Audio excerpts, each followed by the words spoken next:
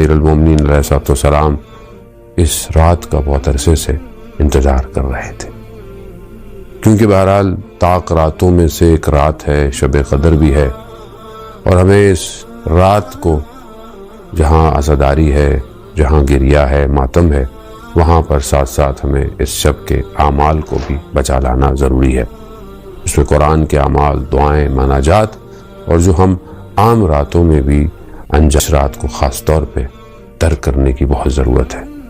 یہ وہ رات ہے کہ جس کے لیے بعض علماء نے جو ہے وہ پورے سال راتوں کو جاگے ہیں تاکہ اس رات کو محسوس کر سکیں کہ اس رات میں فرق کیا ہے۔ یقیناً اس رات کو وہی درک کر سکتا ہے کہ جس نے پہلے سے اپنی تیاری کی ہو، جس نے پہلے سے اپنے آپ کو آمادہ کیا ہوا ہو، ریڈی کیا ہوا ہو، جو پہلے سے بےتاب ہو کہ شب قدر آئے گی اور اس سلامتی والی رات میں وہ اپنا ایک سفر طے کرے گا، وہ طولانی سفر کہ جو ہزاروں مہینوں کی راتوں سے افضل ہے، ہزاروں مہینوں کی راتوں سے بہتر ہے۔ انسان اپنی زندگی میں بہت کوشش کرتا ہے اور بہت زحمت اور محنت کرتا ہے تو کسی مقام پر پہنچتا ہے۔ بعض اوقات کچھ راستے ایسے ہوتے ہیں، کچھ طریقے ایسے ہوتے ہیں کہ انسان بہت تیزی سے اپنے مقصد پہ پہنچ جاتا ہے۔ اس طرح انسان پہلے جو ہے وہ پیدل سفر کرتا تھا، یا وہ گھوڑوں پر یا اونٹوں پر سفر کرتا تھا، اور ایک پانی سفر کے بعد وہ ایک مقصد پہ پہنچتا تھا، زیارتوں پر جاتا تھا یا حج اور عمرہ کرنے جاتا تھا، مہینوں اس کا سفر جو ہے وہ لمبا ہوتا تھا۔ آج جس دور کے اندر ہے، آج ہم کچھ گھنٹوں کے اندر ایک جگہ سے دوسری جگہ پہنچ جاتے ہیں۔ عزیزان محترم، اسی طرح انسان اپنی زندگی میں بہت محنت کرتا ہے، بہت عمل صالح اور نیک اعمال کو انجام دیتا ہے تو وہ کسی کمال یا سعادت تک پہنچتا ہے۔ آج کی رات وہ رات ہے کہ جو ہمیں بہت زیادہ، یعنی ہزاروں مہینوں کی راتوں میں اگر ہم عبادتیں کرتے رہیں، دعائیں اور مناجات کرتے رہیں، ایک رات ہمیں ان سارے راستوں کو، ان سارے زمانوں کو طے کرتی ہوئی لے کے جا سکتی ہے۔ اگر ہم کوشش کریں اور توکل کریں، نا امید نہ ہوں، اور خدا کی بارگاہ میں اپنے گناہوں کی معافی مانگیں، گڑ گڑائیں اور لوگوں کے لیے دعا کریں، اہل بیت کا در کھٹکھٹائیں، توسل کریں، تو کوئی بعید نہیں کہ ہم آج کی رات کسی ایک جگہ پر پہنچ جائیں گے۔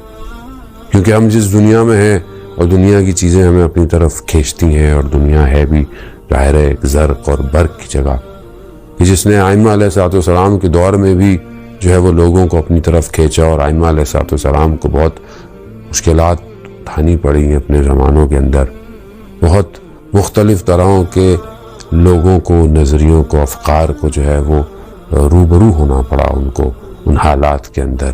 اس کی وجہ یہی دنیا کی زرق اور برق تھی، یہی دنیا کی وہ چیزیں کہ جو انسان کو خدا سے دور کر دیتی ہیں۔ آج ہماری زندگیوں میں بھی وہی کششیں ہیں، وہی چیزیں ہیں، شاید ہماری حاجتیں، ہماری تمنائیں اور ہماری دعائیں بھی وہی ہیں کہ اگر ہمیں مل جائے، پتہ چل جائے کہ آج کی شب دعا مستجاب ہونی ہے، دعا قبول ہونی ہے، تو شاید ہم پھر وہی اپنی دنیا ہی کی دعاؤں کو لے کر خدا کی بارگاہ میں آئیں، جبکہ خدا ہمیں کوئی اور سعادت دینا چاہتا ہے۔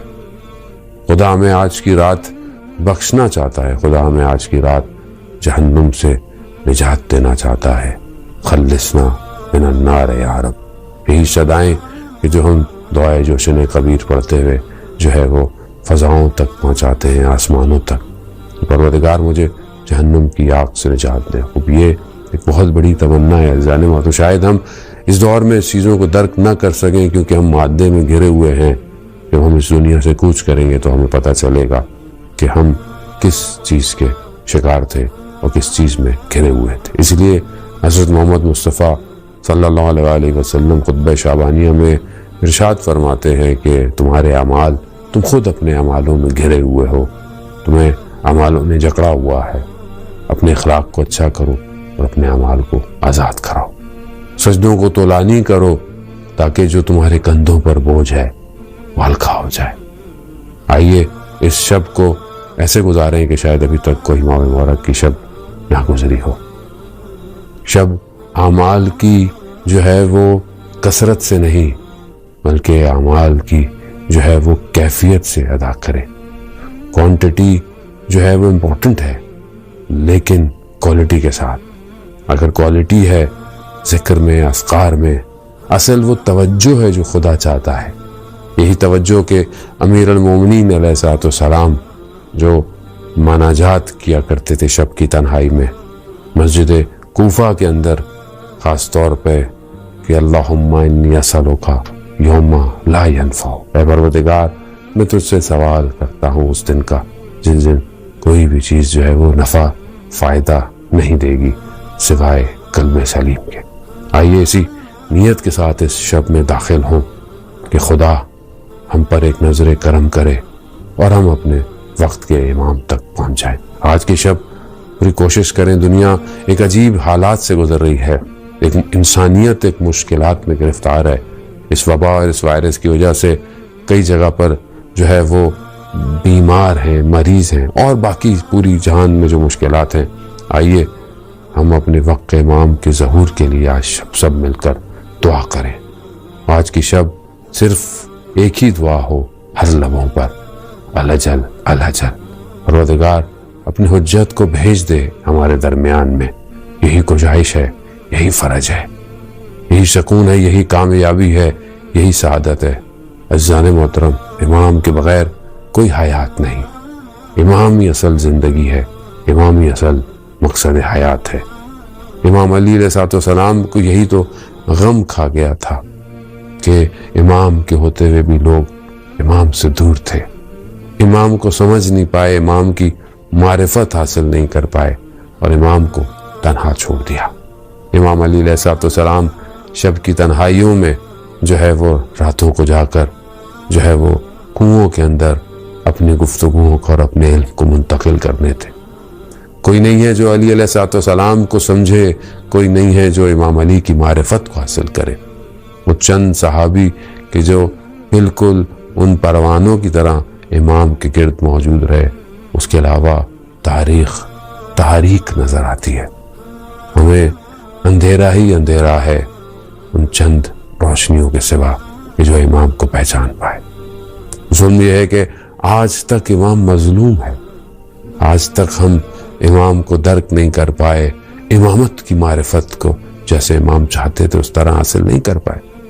آج بھی ہم اگر ائمہ علیہ السلام کو اپنے لیے، شاید اپنی دعاؤں کے لیے، اپنے توسل کے لیے، یا شاید صرف اپنی گفتگو کے لیے، یا شاید اپنی صرف محفل میں اذکار کے لیے، امام عملی شیعہ چاہتے تھے، امام پریکٹیکل ایک انسان چاہتے تھے کہ جو اطاعت کا پیکر ہو اور وہ اطاعت کو لے کر آگے بڑھے۔ ظاہر ہے اس کے لیے سب سے پہلی چیز جس خاردار تار سے گزر کے جانا ہے، جس طرح جنگ کے اندر جو فرنٹ لائن سولجر ہوتا ہے اسے خاردار تاروں کو جو ہے وہ کراس کر کر جانا پڑتا ہے دشمن کی طرف اور کامیابی کی طرف۔ یہاں پر عام آدمی کو اپنے نفس کی خاردار تار سے کراس ہو کر جانا جو کہ سب سے مشکل کام ہے۔ آج ہم اپنے نفسوں میں گرے ہوئے ہیں، آج ہم امام سے زیادہ جو ہے وہ بہت سارے معاملات میں بہت آگے نکل گئے ہیں۔ آج بھی حضرت علی علیہ السلام کی وہی صدائیں جو کوفہ میں گونجتی تھیں آج بھی وہ گونج رہی ہیں کہ کون ہے جو حضرت علی کو سمجھ پایا۔ عزیزان محترم، بہرحال یہ چند دن جو ہے وہ توفیق ہے جو ہمیں کہ ہم جو ہے وہ اس ایام میں آپ کی خدمت میں ہوں۔ کوشش ہوگی کہ کچھ مختلف زاویوں سے امام علی علیہ السلام کی زندگی اور پھر اس سے ہماری زندگی میں کیا درس ہے ہم اس کو حاصل کریں۔ امام علی علیہ السلام کا خطبہ نہج البلاغہ میں خطبہ نمبر 174 کہ جہاں امام جو ہے وہ یا ایھا الغافلون کہہ کر اے غافلو، اے غفلت کرنے والوں کو جو ہے وہ خطاب کر رہے ہیں۔ یہ خطاب امام کا صرف اس زمانے کے لیے نہیں بلکہ جو امام نے اس کے اندر نشانیوں کو بتایا ہے، جو امام نے اس خطبے کے اندر آخری زمانے کے ایک سمجھ لیں کہ ایک تصویر کو ایک عکس کی رونمائی کی اپنے الفاظ کے ذریعے سے، وہ آج ہم دیکھ رہے ہیں کہ آج معاشرہ اسی طرف بلکہ ویسا ہی ہو چکا ہے۔ اور امام بتا رہے ہیں کہ دیکھو غفلت میں مت پڑو، امام غفلت سے بچانا چاہتے ہیں۔ قرآن کی آیت جو آپ کی خدمت میں تلاوت کی سورہ انبیاء کی پہلی آیت، اس میں بھی پروردگار یہی ارشاد فرماتا ہے کہ لوگوں کا حساب ان کے نزدیک آ چکا ہے، اقترب للناس حسابہم، ان کا حساب، ان کا معاملات بہت نزدیک آ چکے ہیں، اور جبکہ وہ غفلت میں ہیں اور منہ پھیر کر کھڑے ہوئے ہیں۔ عزیزان محترم، مفسرین جو ہے وہ اس حساب کو کچھ موت سے جو ہے وہ تعبیر کرتے ہیں اور کچھ قیامت سے تعبیر کرتے ہیں، گرچہ دونوں نزدیک ہے۔ موت ہمیں خود نہیں پتا کہ انسان کی موت جو ہے وہ کب آئے گی۔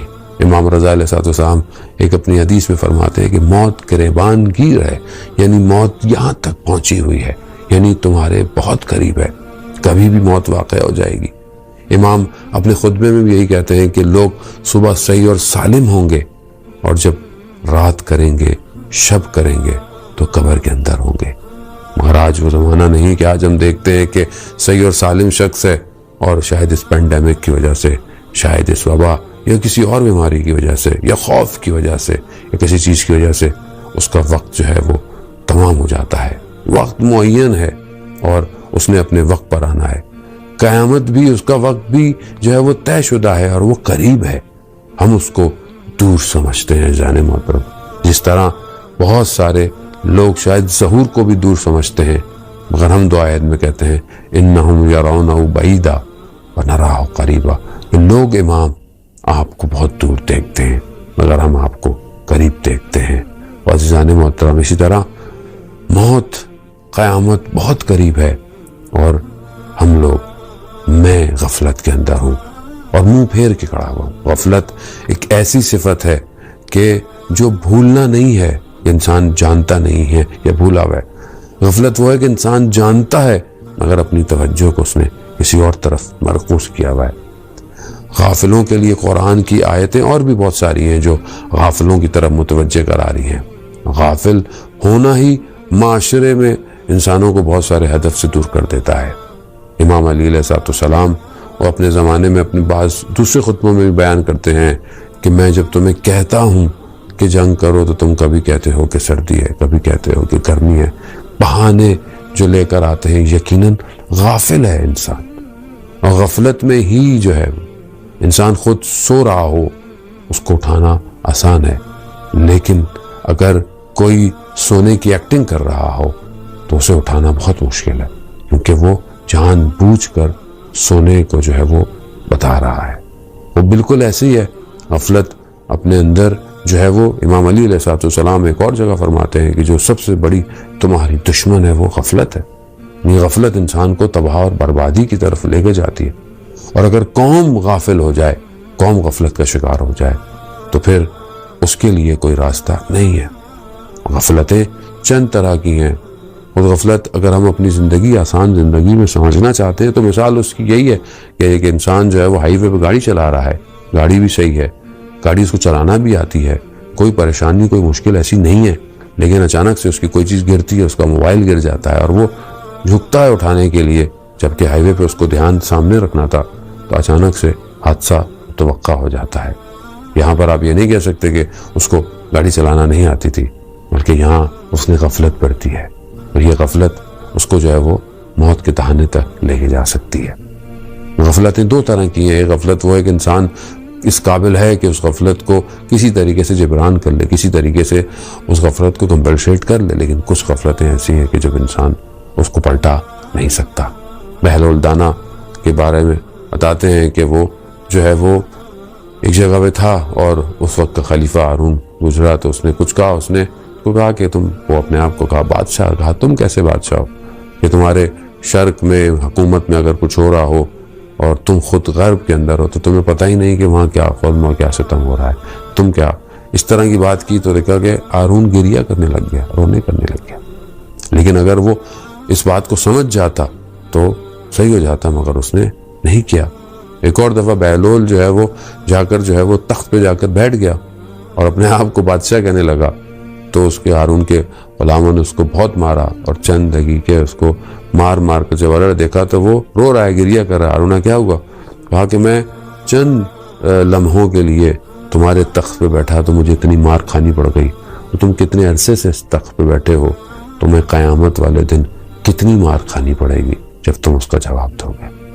کہا پھر گریہ کیا، مگر جو ہے وہ پلٹ نہیں پایا، اور جب یہ آیا اور اس کو بیمار ہو گیا خراسان میں آ کر، اور جب اس کے اندر ہمت نہیں تو اس نے کہا کہ مجھے ایک دفعہ اٹھا کے لے کے چلو، مجھے بٹھاؤ کہ میں اپنی فوج دیکھوں میری کتنی ہے جو بغداد سے آئی ہے، مگر اس میں طاقت نہیں تھی، اس کو سہارا لے کر گیا، اس نے دیکھی تو اس نے یہی کہا کہ اب جو ہے وہ میں حسرت بری نہ کہوں، کیونکہ اب وقت گزر چکا تھا۔ انسان غفلت کے اندر زندگی گزارے اور اگر نہ پلٹ پائے تو پھر اس کی موت غفلت کے اندر ہوتی ہے۔ قرآن بھی ہمیں ایک اور جگہ ارشاد فرماتا ہے کہ ہم نے ان کو قلب دیے ہیں، ہم نے ان کو دل دیے ہیں، مگر یہ اس سے فکر اور تفکر نہیں کرتے، ہم نے ان کو آنکھیں دی ہیں مگر یہ ناکوں سے لا یبصرون بہا، یہ ان سے دیکھتے نہیں ہیں، ہم نے ان کو کان دیے لا یسمعون بہا، یہ ان سے سنتے نہیں ہیں، اولئک کالانعام، یہ جانور ہیں۔ اب جانور کیا ہوتا ہے؟ اب جانور جو ہے وہ اس کو کوئی فرق نہیں پڑتا، اس کو آگے کیا ہے پیچھے دائیں بائیں وہ اچھے برے کی تمیز نہیں کر پڑتا، البتہ فطرتاً پروردگار نے کچھ صلاحیتوں کو ڈالا ہوا ہے، وہ اپنی جگہ۔ لیکن اگر آپ ایک بھیڑ کے ریوڑ کو دیکھیں کہ اگر جو آگے چل رہا ہے جس طرح چل رہا ہے، اگر وہ کہیں جا رہا ہے تو یہ سب وہیں جائیں گے، اور یہ ایک اگر کھائی میں گرتا ہے تو یہ سب کھائی کے اندر گر جائیں گے۔ جانور جانور ہے۔ پروردگار کہتا ہے کہ یہ جو لوگ سنتے نہیں ہیں، دیکھتے نہیں ہیں، فکر تفکر نہیں کرتے، یہ جو ہے وہ جانور کی طرح ہیں، بل ہم اضل، بلکہ اس سے بھی بدتر ہیں، اولئک هم الغافلون، اور یہ غافلوں میں سے ہیں، غفلت کرنے والوں میں سے ہیں۔ یعنی انسان کو تو اللہ نے نطق دیا، انسان کو سمجھنے کی صلاحیت دی، مگر آج معاشرہ کہاں جا رہا ہے؟ آج معاشرہ آپ کے سامنے ہے، آج ہم جس دور کے اندر ہیں وہاں پر جو آج ہمیں مشکلات کا سامنا پڑا، یہ خود انسان کی ساختہ مشکلات ہیں۔ آج قوموں کے قومیں ایک ریوڑ کی طرح ہیں جنان محترم، آج ہم معاشروں کو دیکھتے ہیں کہ اسی طرح جو ہے وہ غافل ہیں، نہیں پتا سچ کیا ہے، صحیح کیا ہے، حق کیا ہے، باطل کیا ہے، اور ایک اپنے آپ کو ایک دوڑ کے پیچھے لگایا ہوا ہے۔ دنیا ایک عجیب طریقے سے ہو گئی ہے۔ امام علی علیہ السلام اپنے خطبے میں فرماتے ہیں کہ وہ وقت آئے گا کہ جب جو ہے وہ حلال کو حرام فرق نہیں ہوگا، اور خاص طور پر جو ہے وہ حرام کو علن انجام دیا جائے گا، رشوت جو ہے وہ ہدیہ بن جائے گی، اور اس طرح باقی کام جو ہیں وہ امانت داری میں خیانت دانی کرنا برا نہیں سمجھا جائے گا۔ اس طرح کی ساری چیزیں کہ آج ہم معاشرے میں دیکھ رہے ہیں، برائی اور اس طرح کی چیزیں آج فیشن ہو گیا ہے۔ آج جو ہے وہ سوسائٹی ان چیزوں کو تمسخر اور مذاق بناتی ہے۔ آج سوشل میڈیا کے اوپر ویڈیوز بنانا، کسی کا مذاق اڑانا، کسی کے ساتھ تمسخر کرنا، اس کو حقیر بنانا اور تذلیل کرنا، آج جو ہے وہ لوگوں کے لیے ریٹنگ اور فالو اور ویورز کا باعث بن گیا ہے۔ کہاں جا رہا ہے معاشرہ؟ کہاں جا رہا ہے انسان؟ کیا یہ انسان ہے کہ جسے پروردگار نے کہا تبارک الذی، کہ اس کو خلق کر کر اس کے اوپر پروردگار افتخار کر رہا ہے؟ اسی لیے امام علی علیہ السلام نے نہج البلاغہ میں اور باقی جگہوں پر نہیں بتایا کہ انسان اسپیس پہ کیسے جائے گا، شٹل کیسے بنائے گا، الیکٹرانک گاڑیاں کیسے بنائے گا، کیسے جیے گا۔ نہیں، امام جانتے تھے انسان ترقی کر کر یہاں پہنچ جائے گا، مگر انسان نہیں بنے گا۔ اسی لیے امام نے اسے انسان بننے کا فارمولہ دیا۔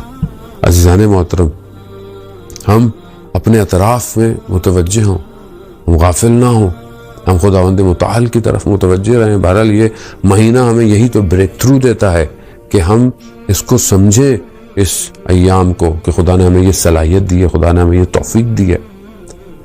آج اگر ولی خدا تنہائی میں ہے، غیبت کے پردے میں ہے، اس کی ایک وجہ ہماری غفلت ہے۔ ہم متوجہ نہیں ہیں اپنے وقت امام کی طرف، ہم اس رابطے کو صحیح نہیں کر پا رہے جسے ہم نے آج صحیح کرنا ہے، جسے ہم نے آج مضبوط کرنا ہے۔ انسان کی زندگی کے مختلف، شیخ بھائی فرماتے ہیں کہ انسان کی زندگی کے 6 مراحل ہیں۔ پہلا مرحلہ وہ ہے کہ جب وہ ارحام میں ہوتا ہے، سلبوں میں، اپنے پدر کی، اپنے آبا و اجداد کی سلب کے اندر ہوتا ہے۔